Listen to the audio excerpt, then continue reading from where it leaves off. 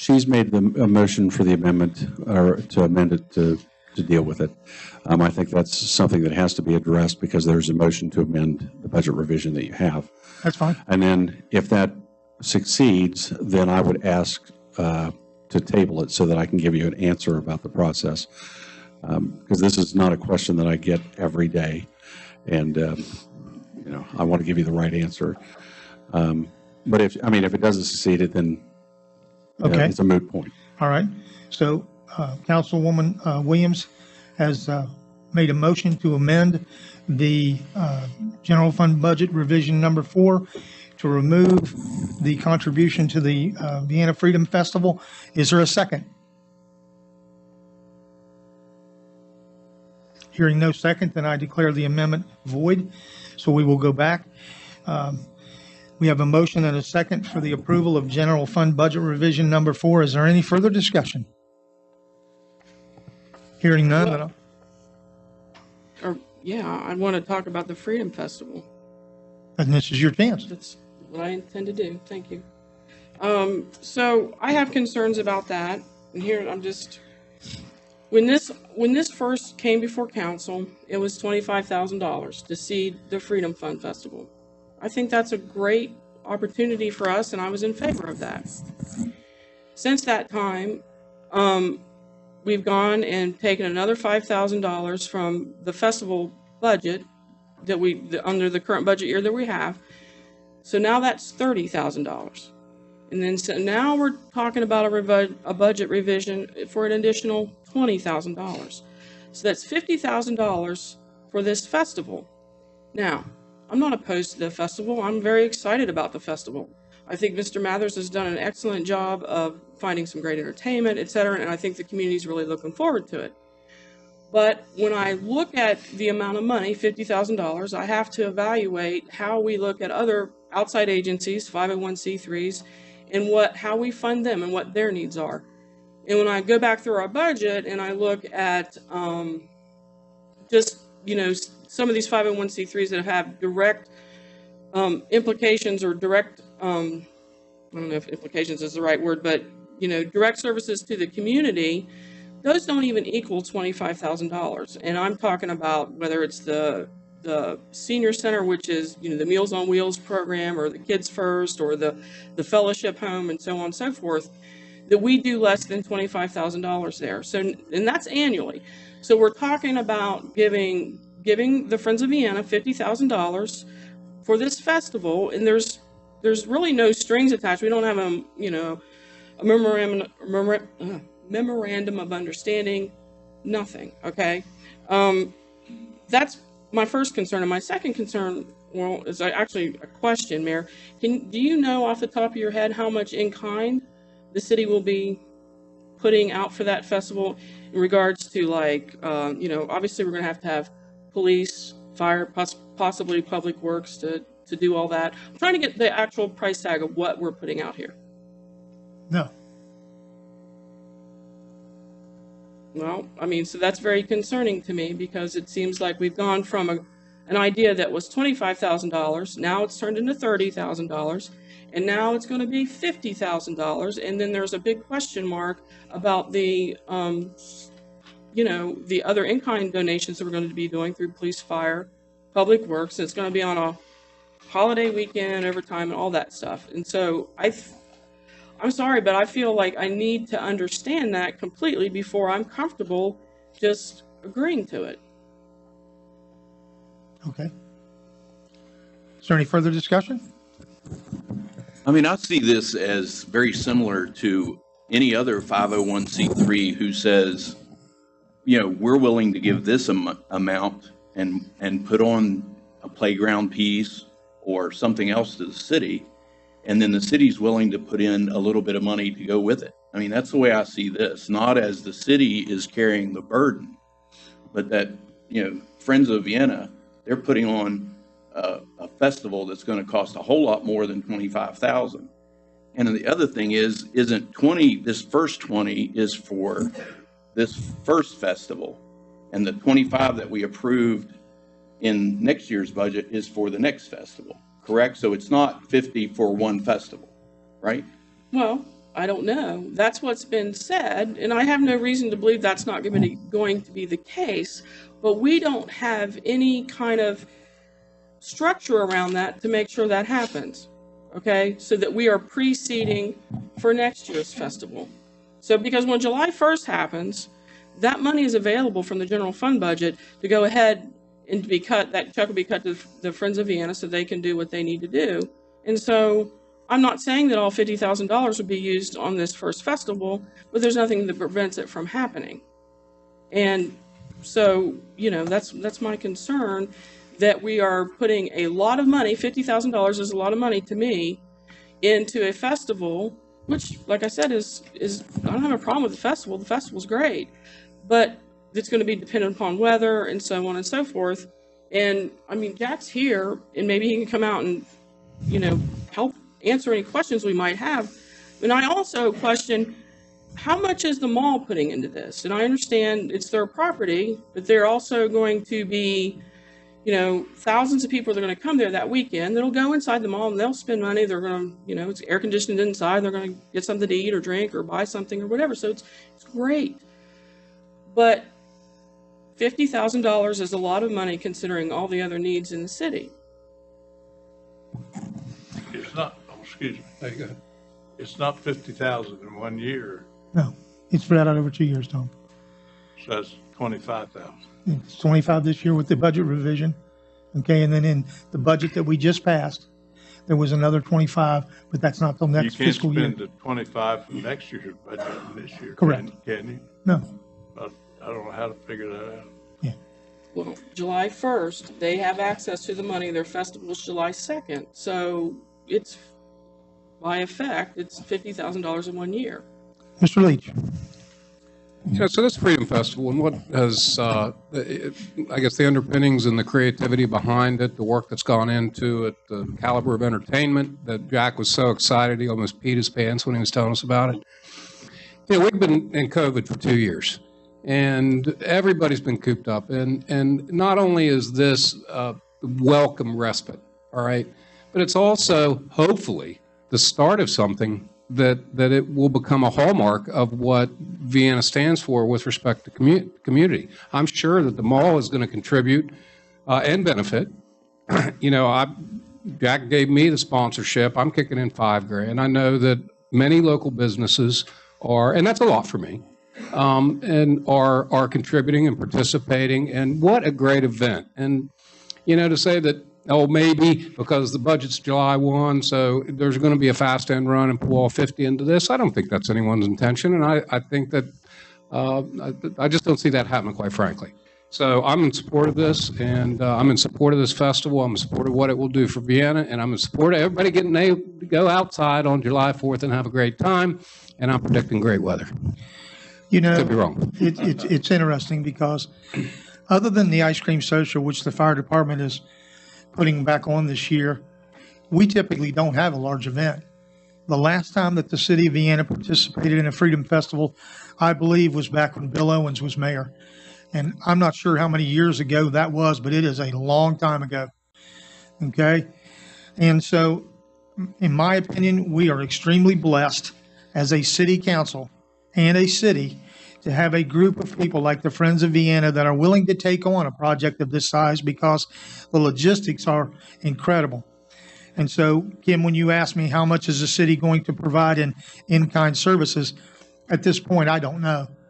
I mean, we're going to pick up trash. We're going to have policemen there. We're going to have, you know, other support people there, because if it turns out like they're anticipating, there's going to be 10,000 people here. And, you know, just the economic benefit of having 10,000 guests in our town is incredible. But more importantly than that, this is the 4th of July, the 3rd, 2nd. This is the Freedom Festival. This is the benefit to recognize our country and what our flag stands for. And, you know, we've never had fireworks for a long, long time. And so with the fireworks and the other special things that are coming, it's going to be quite an affair. And I just think we don't get an opportunity to participate in things like this. And for just the ability for the Friends of Vienna to take the leadership on this and work with all of the sponsors and work with all of the other things that have to be done to make this event successful is a blessing, because I can guarantee you the city of Vienna does not have the people or personnel to drive this thing. It's just not going to happen. Yes, sir, Tom.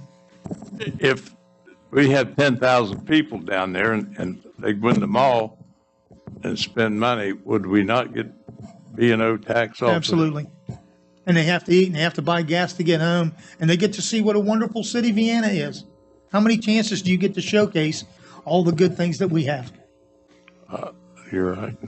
Plus, it's a good way to build the Friends of Vienna, you know, to be a part of that Well, organization. You know, You know, All right. Oh, just one second. I don't really appreciate the way this is being framed. I support the Friends of Vienna, and I support the hard work, especially that Mr. Mathers has done. And I've done small festivals before, and you can't imagine the amount of work. That's not the case. My point is that it's just not fiscally responsible, in my opinion, and obviously that's not shared by everybody else. But just, you know, I support them all, you know, in what we're trying to do here, and that's why I agreed with it for $25,000. But we just keep moving the goalpost to now we're up to 50, and we can parse it however we want to. Come July 1st, another $25,000 will go into that project. you know, I didn't mention this earlier, but this is the 50th anniversary of the Grand Central Mall. For 50 years, the Grand Central Mall has been the hub of the economy in the Mid-Ohio Valley. And to have them survive 50 years is special. It just is. And so I think the fact that this celebration happens down there, and with the showcase that I think that's going to be put out, I just think it's a tremendous opportunity for us. And, you know, we just don't get opportunities like this all the time. So Good opportunities to spend money every day, but okay. is there any further discussion? Hearing none, then I'll call for the question. All those in favor of General Fund Budget Revision Number 4, please signify by raising your right hand. All those opposed?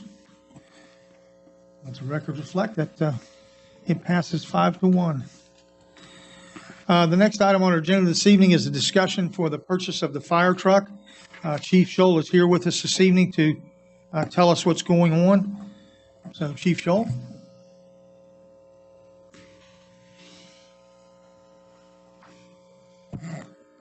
Thank you. As I mentioned when I presented my budget, we were talking about in 2024 budget, asking for a fire truck to replace our oldest one now. We've found out that there's going to be at least a 7% price increase in materials by May 1st of this year. And what we want to do is go ahead and put the fire truck out for bid now, with the stipulation in there that we won't take delivery of the truck until 24 and won't make payment on the truck until 24. We don't know how many price increases will be between now and 24 too, so we would miss those, because the price they give us at the bid opening would be the locked-in price. With that being said, what's going to happen is the fire department gives $100,000 out of our state money funds that we have. Whatever we sell that other fire truck for, which I hope is going to be in the neighborhood of, I'm going to just say 75 to 100,000, that'll go towards it. When the fire department gives their 100, that goes into an account, not because we would make that payment now, and that goes into like a savings account, which we would get a discount off what interest that would earn. And the payments are basically made by the city, and the county fire fee reimburses the city back $110,000 a year towards those payments. This won't be new money, because the money we're paying on our two trucks we're paying for now, the newest aerial truck and then the refurbable Tower 3, that money will go away, and I believe it's October of this year. Don't quote me on that date, but it'll go away before the 24 budget will come in. So this won't be new money. This will just be rolled over, and I would hope one truck will cost less than the two trucks paying for, but I don't know that for a fact. But like I said, the county fire fee will make those payments up to $110,000 a year. So at the end of the picture, when the fire truck is paid for, the city will have very little, if anything, in the truck at the end of the picture of it, because like I say, it'll all be reimbursed back through the county and the payments the fire department and the truck will bring to it. So we're wanting to put the truck out. The truck is out for bid now. Hopefully when the bids are done, we'll open the bids, and then the 28th, we'll bring in the bid opening or the bid acceptance to get approval by the council, and we'll beat the May 1st deadline, which that 7% could be in the neighborhood of $60,000 just to start with. And then however many we'd be saving over the next year and a half or whatever till 24 would come. Which would be almost certain. Oh, yes. They've had multiple increases, and with the price of aluminum and metal and products and everything, it's going to skyrocket. So if we're saving roughly 60 now, I could see where if we waited till 24, we would be paying at least a minimum of another 100,000 in 24 if we waited till then for the same truck. So by accepting the bid now, signing the contract, we save 60, my calculations, we save $63,000 up front, and then we lock that price in for that delivery, which won't happen until 2024. Yes, correct. All right. Yeah. So we'll get the 24 model truck for the price of 22. Yes, sir, Tom.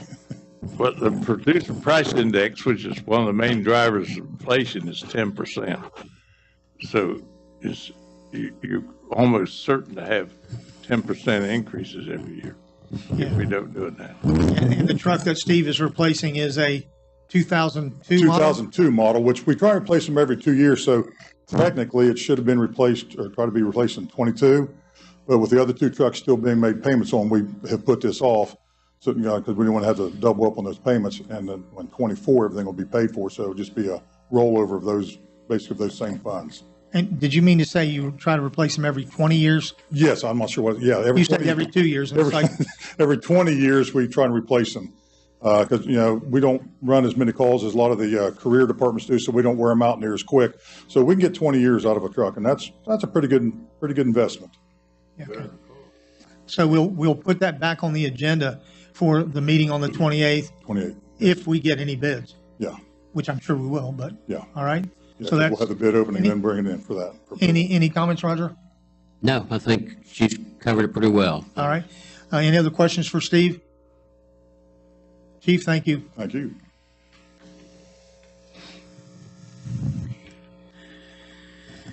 Item number 5 this evening is a resolution to adopt the recommended change to the Vienna Police Civil Service Commission rules with regard to written tests, Rule 6B1, the written test.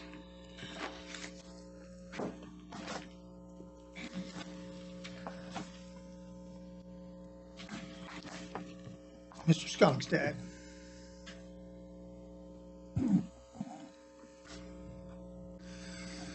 This is a resolution to adopt the recommended changes to the Vienna Police Civil Service Commission rules with regard to written test, Rule 6B1, written test. At a meeting of the Vienna Police Civil Service Commission on Wednesday, March 16, 2022, all members being present, the commission voted unanimously to request approval by Vienna City Council to change its rules and regulations with regard to what may be considered a passing score for police officers on entry-level examinations.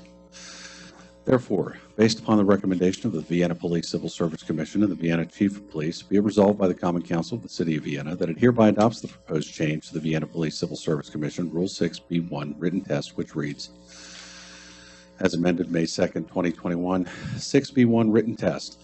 The written examination shall be practical in character and shall relate to matters and include such inquiries as will fairly test the merit and fitness of the applicant to discharge the duties of a police officer.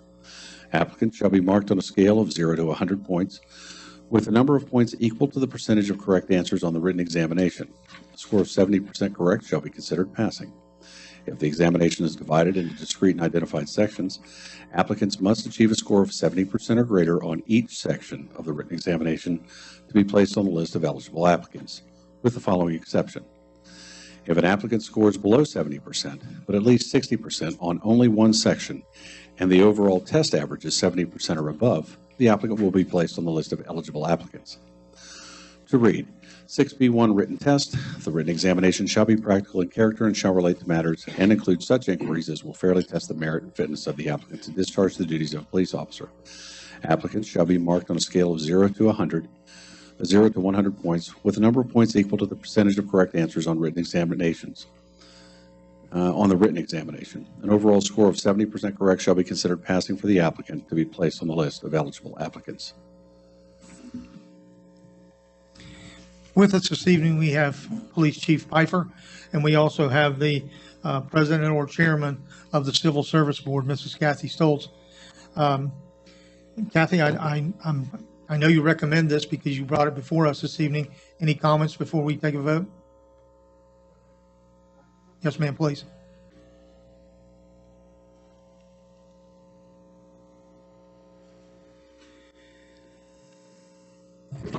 We've talked about this before over a period of time within the commission because it seemed to us that math scores just never came up to scores to be as good as the scores on the other parts of the test. If they failed one part, that was usually the part.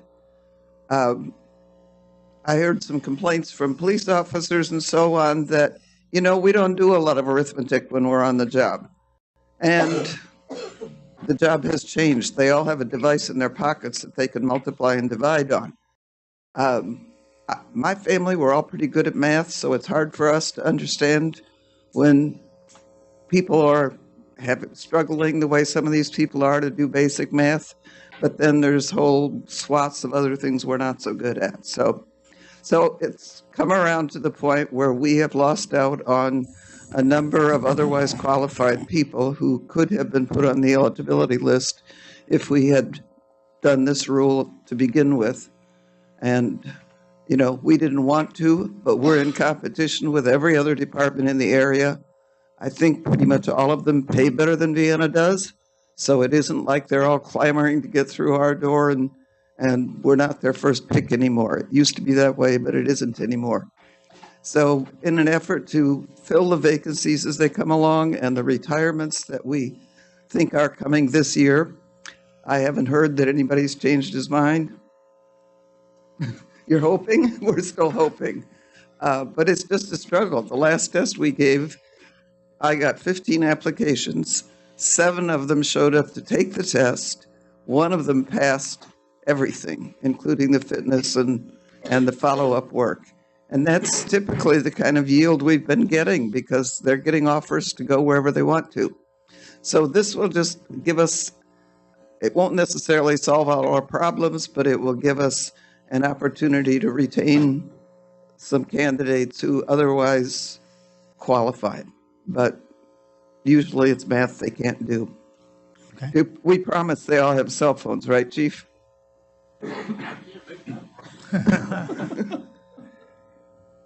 But several of them have said to me, you know, I don't do a lot of math in the course of my job. So I'm taking their word for it. We'd like to try this and see if we can fill some of those vacancies a little faster. Okay. Anybody have any questions? So overall, if I'm understanding this correctly, this is the change. The difference last year when we amended it was that they could get below a 70 on one as long as they did above a 70 on the other 2. So now we're saying that there's 300 points overall, and so you have to get a minimum of 210. So you have to get 70. Well, there's 100 spread over the 4 parts of the test. Average. Right. So you could score like a 65, and then turn around and score an 80 and still pass. Is that what I'm I understanding? can't do that math in my head anymore. Yeah, that's 210. Okay. That's true. Okay. Thank you. Chief, are you, It doesn't usually work that way. You could get 55 on 2 parts and 100 on another part. There's one part of the test that pretty much everybody does well on. They have to write a sample report answering questions. All the information is given to them. The only thing people miss on that one for the most part is they were in a hurry and they read the wrong line, or they didn't listen to me when I practically shouted at them to write complete sentences because the directions say you must use complete sentences. But that's very rare that people don't get 90 or plus on that part. Well, for me, you have so much experience in this, and you've done this, you've tested for how many years now? Around 30. Around 30. Okay, so if this is the recommendation that the committee is making that you support, then, you know, I support this. And we'll look at it. If it doesn't work, if we do find people are passing because they got 25 on one part and hundreds on the rest, we'll go back and look at it again. But But we've got to try something or we're going to end up always running shorthanded across the street. Right. So we have a resolution to adopt the recommended change to the Vienna Police Civil Service Commission rules with regard to written tests. Rule 6B1, the written test. I'll entertain a motion for the approval of the resolution. Move to approve. I'll second. Thank you. It's been moved and seconded that we approve the resolution. Is there any further discussion? Hearing none, then I'll call for the question. All those in favor of the resolution, please signify by raising your right hand. Tom, I didn't, thank you, sir. That's fine. The motion carries unanimously, 6-0. The last item on our agenda this evening is an update on the pool. Mrs. Elam could not be with us this evening, so she left me a note here that she would like for me to read to you all. And when we get done with that, then Mr. Jeff Olson from the Y has a presentation he would like to give us this evening to go into more detail. This says from Recorder Melissa Elam. I have spoken to a pool design firm that was highly recommended by the engineering firm CEC. I will be gathering information they need to write an initial proposal and hope to be able to bring it to council within the next 2 meetings. A conversation has started with the Parkersburg YMCA about possibly providing alternative activities for middle and high schoolers this summer. Jeff Olson is here tonight to present his proposal. A subcommittee of the Park Board has been formed to begin the process and may expand to include others as tasks grow. We will put together a publication to send to Vienna residents communicating about the pool closure, new plans, and alternate activities this summer. City Council, we will have discussions very soon on how to pay for the project. One other thing that I would like to add to this, Mayor Joyce has offered to work with the city of Vienna in regard to the Parkersburg City Pool. The Mid-Ohio Valley Transit Authority is going to provide a dedicated bus that will come to the pool and pick up anybody from Vienna that wishes to go to the Parkersburg pool. They will take them down, and then they will come back in a few hours and pick them up and give them a ride back to the Jackson pool. And so there's an opportunity there for our people to get down there, even if they don't have a ride.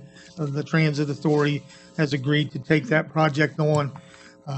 So I will get you all the logistics on that. And hopefully that'll provide another opportunity for families or individuals that cannot get down to the Parkersburg pool.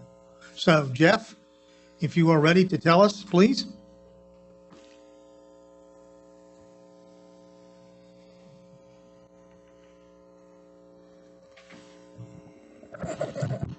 Well, thank you for the opportunity to speak to council this evening. My last opportunity to stand before this esteemed body, I made the comment that the Parkersburg YMCA stood ready to look at opportunities to be more present in Vienna.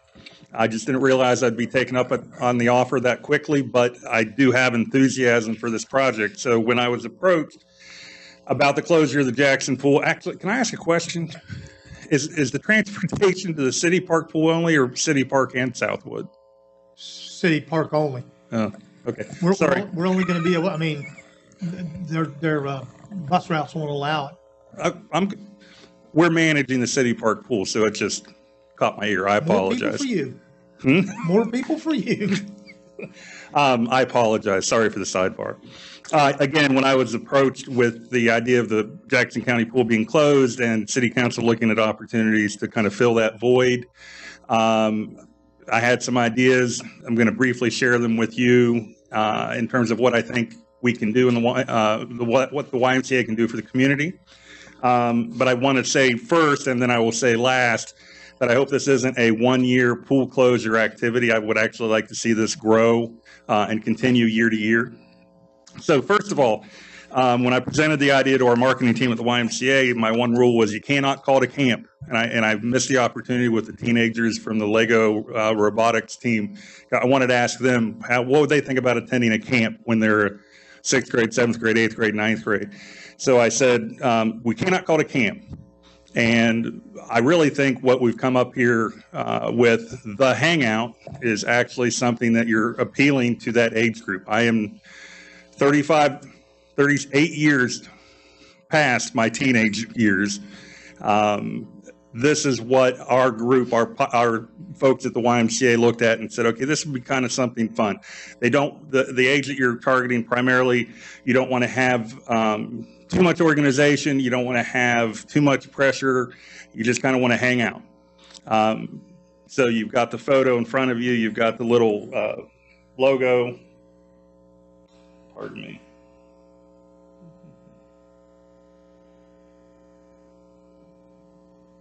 All right, technical difficulties. All right.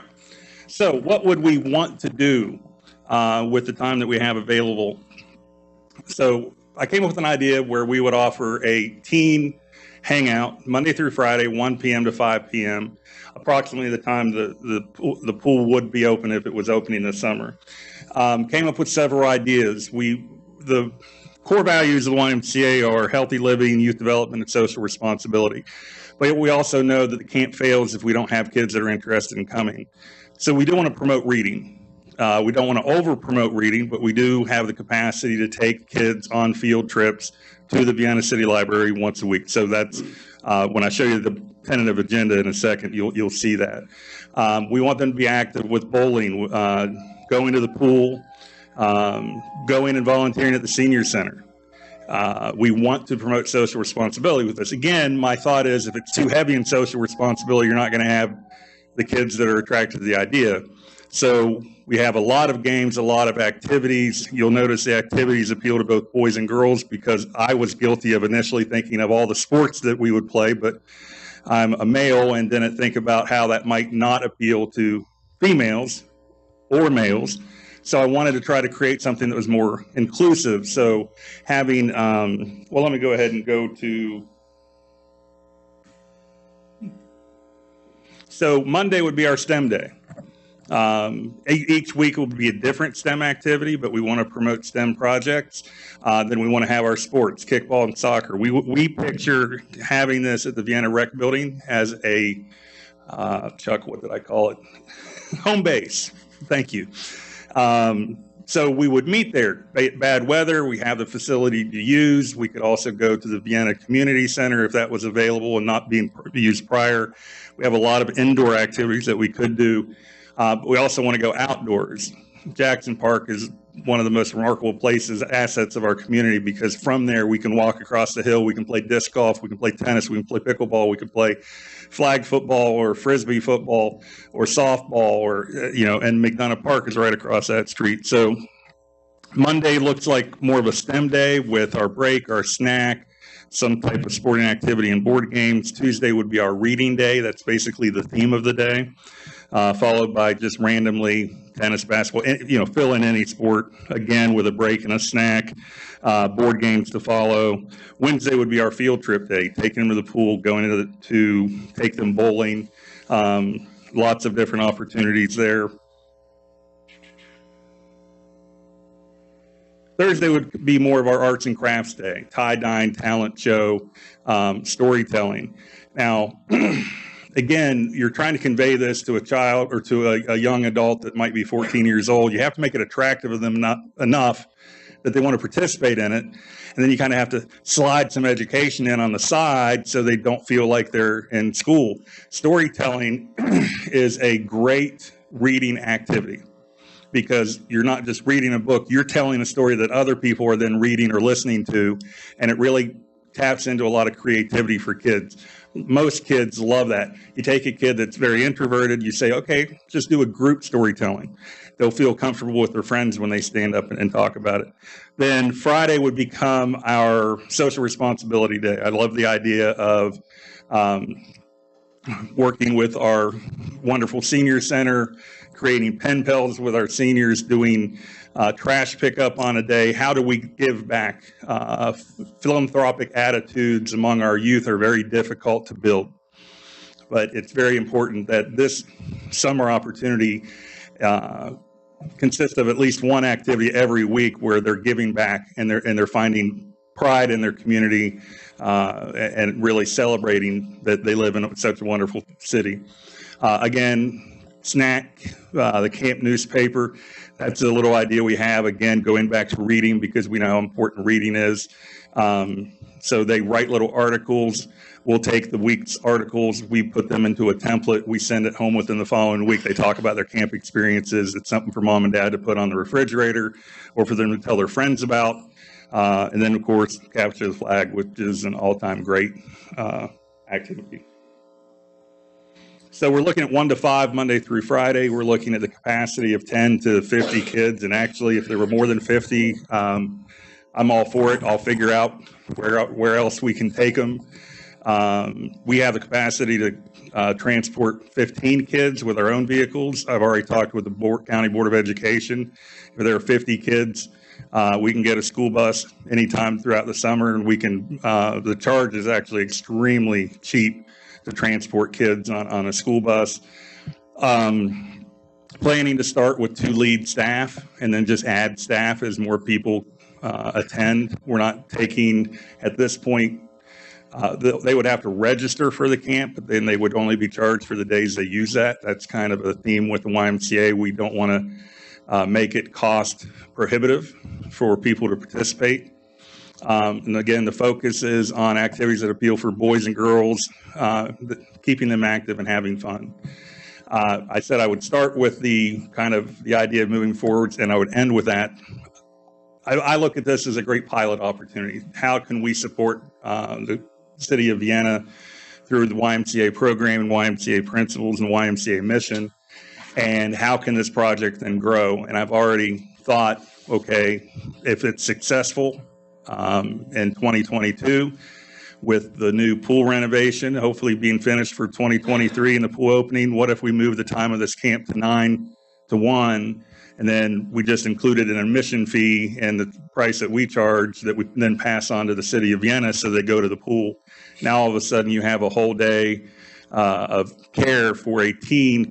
This is not for elementary school students, but for a teenager, to be active, to be outside, to be with their friends, to be monitored, to be safe, and hopefully an opportunity to impact their lives in a very positive way. So with that, I am open to any questions you may have.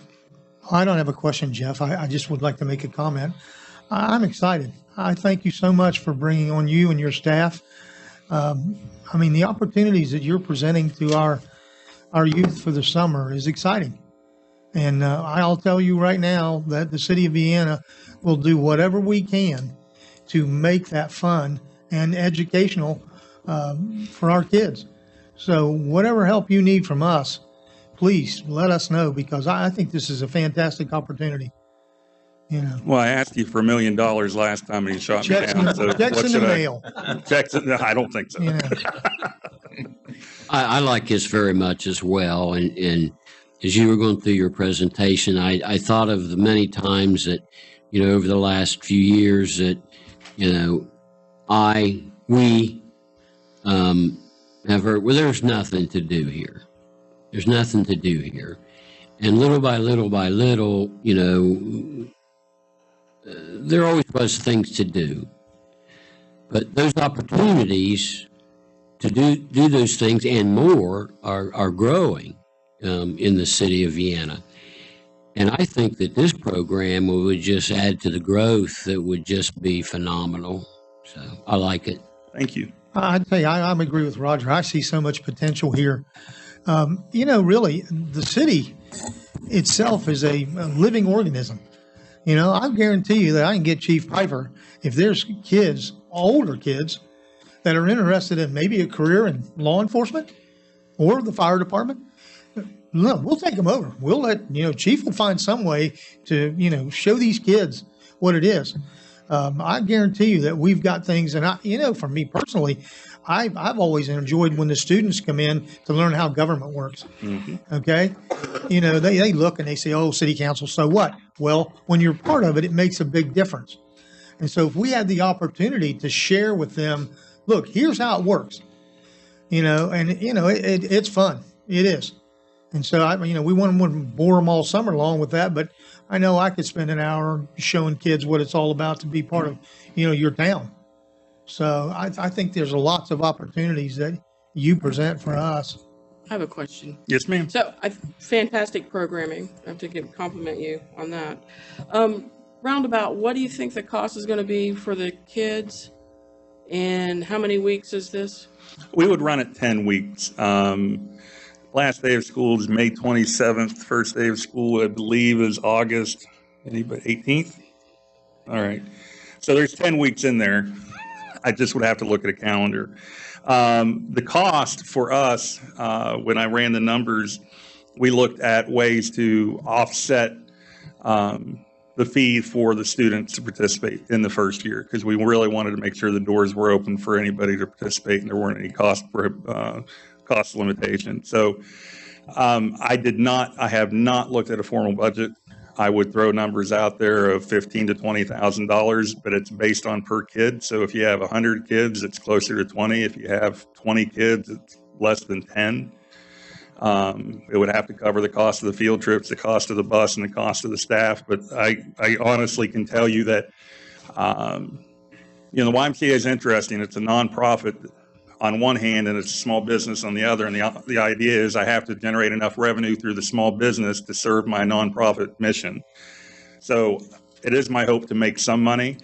But I also believe that moving forward, if given an opportunity to manage the pool, especially when it's renovated, I will save you more money on the pool management side to be able to use for our camp. And we will come to an agreement that I will actually reduce the cost into 23 and 24 of whatever the city's willing to subsidize for the camp. So if you gave $15,000 this year, but we were able to manage the pool and do the camp in 2023, it would be probably less than $10,000 in 23. So I would reduce that cost based on the opportunity to manage the pool. Okay, so there's gonna be a request to the city to subsidize this in some form. Yes, ma'am. And then there would be out of pocket for the kids that also. Limited, yes. Limited. Just because we know that if they have some skin in the game, they're more responsible, but it would not be. Absolutely. Yes. I mean, I don't want to see anything prohibited for the kids and they couldn't go because, it was just not, they just couldn't afford it. So, but I'm trying to see it, it's great. I'm just trying to understand how the money works out. I understand from listening to you this evening that you're fiscally responsible, and I can assure you that I would follow the same train of thought and coming and providing a detailed budget option for you to consider, and I would consider all those options, break it down to a cost per child.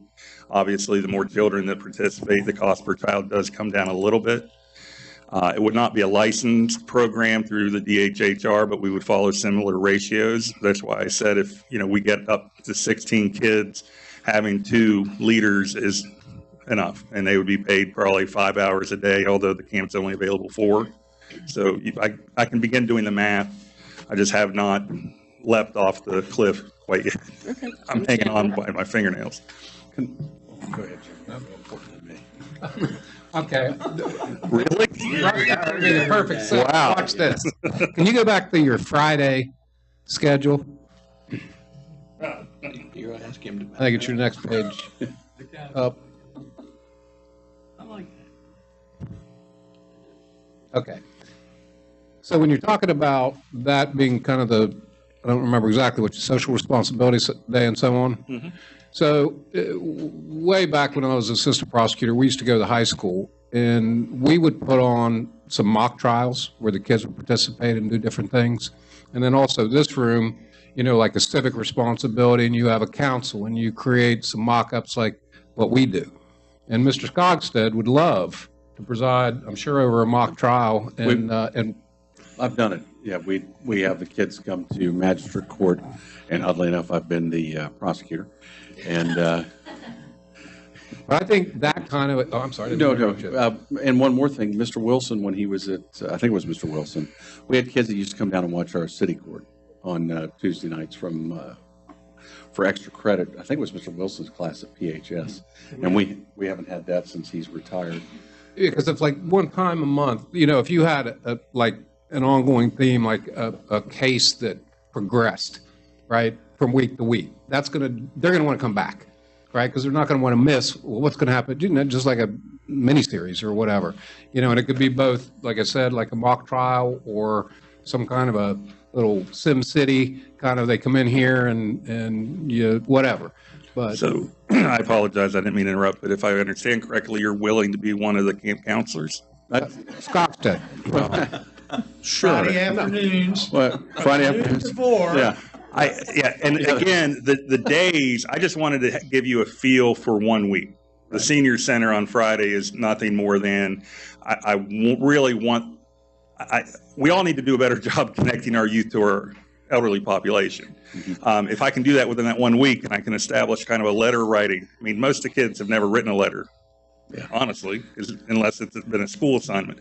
But that's kind of, you know, the relationship building where you learn to be a part of the community. And then that can continue each week, but that doesn't fill this time slot. So I've got 9 more weeks of 1 to 3 on Fridays or throughout the week at different times when people are available.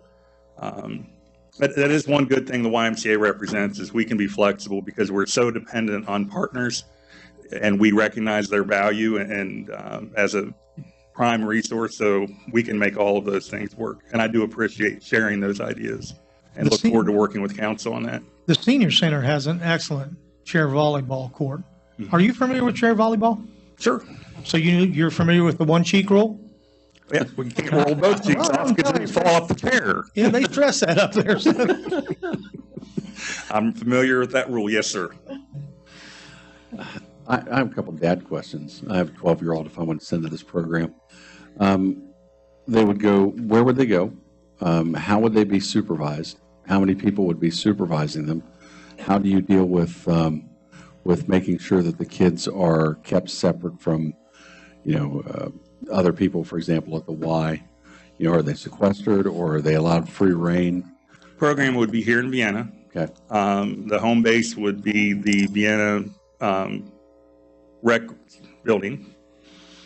Other than field trips, I don't see the need to move them out of the city. We have our library. Well, we have field trips. That just gives us an indoor option. This is an outdoor, it's not a camp, it's an outdoor hangout. Right. And you would drop them off sometime between 1 and 5 and pick them up sometime between 1 and 5. We would start with 2 counselors, 2 head counselors. They would be, one is actually my son, if this is approved by council, because he needs a job. He needs to make some money. I'm tired of paying for everything. But we have a program coordinator at the Y that would work with them. They would be the first 2. We see how many we get. Up to 15, they would do it. For every 5 kids, actually for every 8 kids past that, we would hire additional staff to work that. So there would always be a ratio of 1 to 8. I don't want to go beyond that. Actually, younger elementary school kids is 1 to 12 by the ratio of the DHHR approves, but this needs to be active. And so I need more staff, but that would also be part of the pro forma that I would present to say, and I'll be very honest if given the opportunity to present a pro forma, I'll be very honest with you and say, here's what I think we can do it at. Here's what I would like the YMCA to receive. Here's the money that I'll go out and find for us out of the community, and share all those details. Because again, I hope you understand my predicament. I have to run that small business effectively in order to fulfill my nonprofit mission. But I'm also not trying to run a business where I'm prioritizing revenue over service. And then the counselors themselves, are they, typically, what are the ages they're going to, that you expect them to be? And I don't know if you want to call them counselors, but what? Yeah, we have to come up with a name for that because you can't have a hangout counselor. Teenagers are going to be sensitive to that. And any name I come up with is going to be 50 years too old. Yeah, JR is 25 and has his master's in sports management. Parker, my son, will be going into his senior year of college. That's the age range. They have to be able to connect. But they have to be mature enough to accept the responsibility. And of course, the nice thing about the YMCA is you have an aquatics coordinator oversee pool activities. You have a program coordinator oversee that information or that type of programming. So you have our marketing department. Well, you have an incredible outreach of names and emails and stuff like that. we have the marketing department to be able to put something like this together. We don't charge for any of that. That's kind of the overhead cost that we would apply for the camp, what goes into providing those services. And they're first aid certified. It would be first aid, CPR, and AED certified. They already are, actually. Right, and they're going to have, they'll have access to a phone or cell phones and what have you. And an AED. Yeah, that would follow our base operation. All right, I appreciate it. Any other questions for Jeff? Hey, Jeff, thanks. Hey, I appreciate it very much. Thank you all. All right, that concludes our agenda for this evening. Are there any council comments? So I have one announcement that I would like to make. You all need to make sure that you put this on your calendar, please. We will lay the levy this Tuesday, April the 19th at 8:30 in the morning. We have to have a quorum. We have to submit it. That is the day that the state requires us to do it, on Tuesday, April the 19th at 8:30 in the morning. All right? If you cannot make it, please let me know so that we can be assured of a quorum. All right?